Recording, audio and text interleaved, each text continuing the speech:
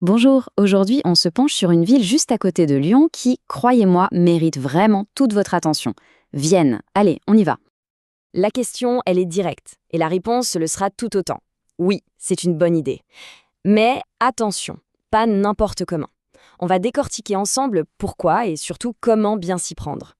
Voilà, c'est exactement comme ça que l'expert de notre source décrit Vienne. Une ville un peu sous les radars, mais qui cache un potentiel juste énorme pour un investisseur qui sait où regarder. Bon, rentrons dans le vif du sujet avec les chiffres. Premier indicateur, et il est sans appel, 10 sur 10. Alors qu'est-ce que ça veut dire? C'est tout simplement la note de la tension locative. En d'autres termes, la demande de logement explose. Elle est bien plus forte que l'offre. C'est le signal le plus clair d'un marché en pleine santé. Deuxième chiffre, et là, accrochez-vous, plus 37%. C'est l'évolution des prix sur les 5 dernières années. Oui, plus 37%. On parle d'une dynamique de valorisation vraiment très forte. Le marché est en pleine effervescence. Et pour finir ce trio de chiffres clés, 5,15%. C'est le rendement locatif brut moyen. C'est un chiffre très attractif, bien meilleur que ce qu'on trouve à Lyon par exemple, pour un ticket d'entrée beaucoup plus accessible. Voilà, ces trois chiffres posent vraiment les bases d'un verdict qui est clairement positif. Maintenant, on va crever un peu pour voir les raisons de fond qui font de Vienne une véritable opportunité.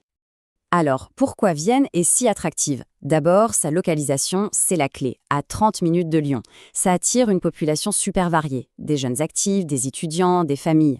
Cette diversité, c'est une vraie force, ça stabilise la demande. Et si on ajoute à ça un marché encore accessible et une qualité de vie vraiment top, entre le patrimoine et la nature, on commence à comprendre pourquoi le potentiel est là. Voyons maintenant comment toutes ces forces s'assemblent pour créer une opportunité qui est franchement assez unique pour l'investisseur qui prend le temps de regarder.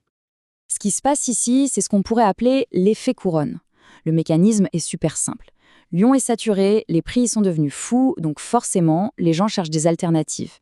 Et là, Vienne, à seulement 30 minutes, apparaît comme la solution évidente.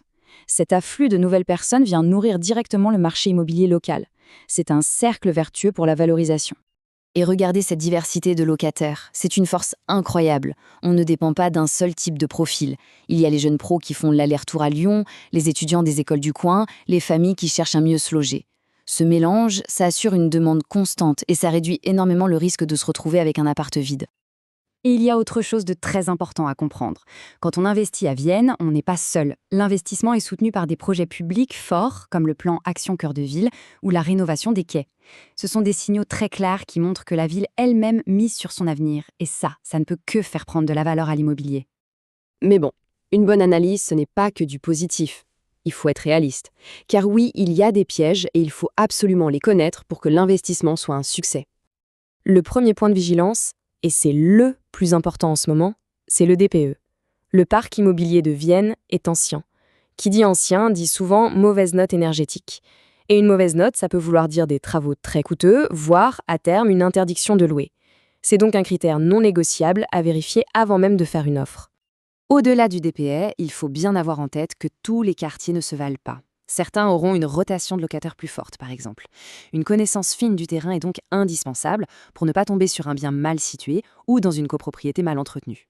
La vigilance est vraiment de mise. Pour que ce soit bien clair, comparons deux quartiers. D'un côté, on a Lille, un secteur résidentiel, plus cher, parfait pour une stratégie patrimoniale sur le long terme. De l'autre, on a Malissol, où les prix sont plus bas et qui va offrir un rendement locatif plus élevé. On voit bien qu'il n'y a pas une seule bonne stratégie à Vienne. Il y a une stratégie par quartier et par objectif. Alors, la question à 1 million, où est-ce qu'il faut concentrer ses recherches? Voyons ça tout de suite, en détail.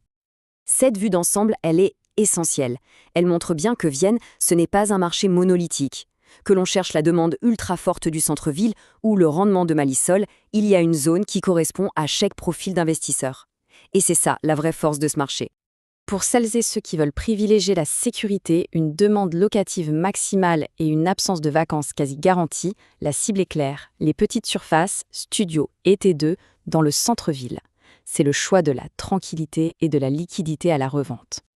A l'inverse, si l'objectif premier c'est de maximiser la rentabilité, alors là, il faut regarder du côté de Malissol. Les prix d'achat sont plus doux, la demande des familles pour des appartements plus grands est bien là, et le rendement potentiel est tout simplement le plus élevé de la ville.